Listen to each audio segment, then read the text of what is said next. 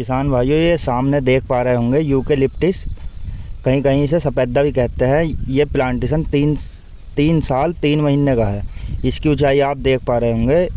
ये लिप्टिस की 413 वैरायटी है। और बढ़वार आप देखो भाइयों, जितने कम समय में लिप्टिस की 413 वैरायटी ग्रोथ करती है, उतने समय में कोई भी वैरायटी ग्रोथ नहीं कर सकती। लेकिन भाइयों, इसमें सभी वैरायटी से अलग केयर करनी पड़ती है। 413 वैरायटी को लगाने में कौन से महीने में प्लांटेशन करना पड़ता है और कौन सा खाद, पहली सिंचाई और क्या क्या सावधानी रखनी पड़ती है, सब बताऊंगा।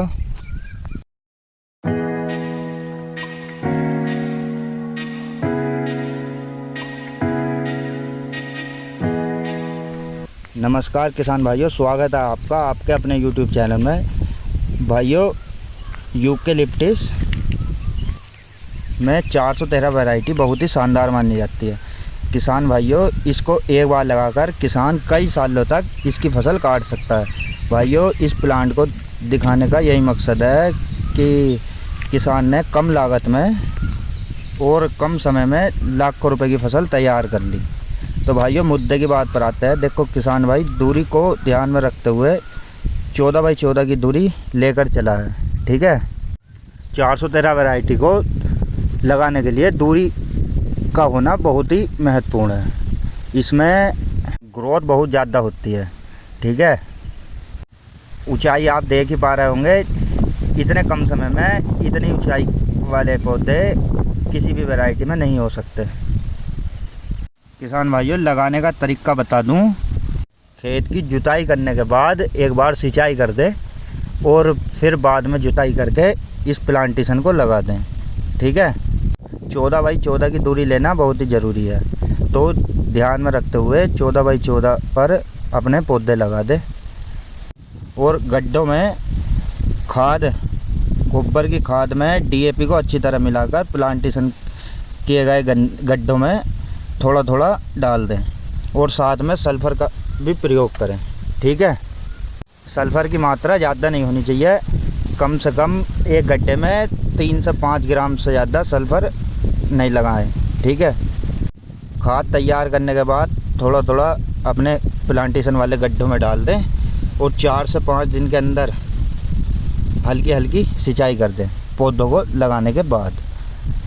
ठीक है, पर भाइयों ध्यान ये देना है कि खेत में पानी रुके नहीं, थोड़ा सा भी पानी रुकना नहीं चाहिए। हल्की हल्की सिंचाई करनी है पौधों को लगाने के बाद। खेत में पानी बिल्कुल भी ना रुके, ये खास ध्यान किसान भाइयों आपको देना पड़ेगा। और फिर पानी सूखने के बाद फंगस वाली कोई भी दवाई जो मार्केट में आती हो, उसका हल्का हल्का पौधों पर स्प्रे कर दें। इससे प्लांटेशन में कोई भी पौधा नहीं सूखेगा और जल्दी से जल्दी पौधे जो होते हैं वो अपनी जड़ें मिट्टी से पकड़ लेंगे। ठीक है किसान भाइयों, अगर प्लांटेशन में आप सहफसली करना चाहते हैं तो 1 से 1.5 महीना तो फसल ना बोएं। ठीक है, और 1-1.5 महीने के बाद कोई भी फसल जो आप बोना चाहते हो, ऐसी फसल बोए जो प्लांटेशन से हमारे पौधों से नीचे नीचे रहे। जैसे उड़द और मसूर हो गई, उड़द हो गए, या मूंग वगैरह जो भी है वो लगाएं। और समय समय पर अपने प्लांटेशन में जुताई करते रहे और हल्की हल्की सिंचाई करते रहे। ठीक है, और लगभग 2 महीने 1-1.5 महीने में DAP का प्रयोग करते रहे। उसकी जड़ों के आसपास DAP डाल दे। यूरिया आपको नहीं लगाना है, यूरिया से बहुत नुकसान होता है भाइयों। यूरिया मिट्टी की नमी को कम करता है और पौधों को भी सुखा देता है। ठीक है किसान भाइयों, अगर आप समय समय पर खाद सिंचाई और जुताई करते रहोगे तो आपका प्लांटेशन 4 से 5 साल के अंदर तैयार हो जाएगा। तो किसान भाइयों, कैसी लगी ये जानकारी कमेंट करके ज़रूर बताएं। वीडियो को लाइक और चैनल को सब्सक्राइब ज़रूर कर लें। धन्यवाद।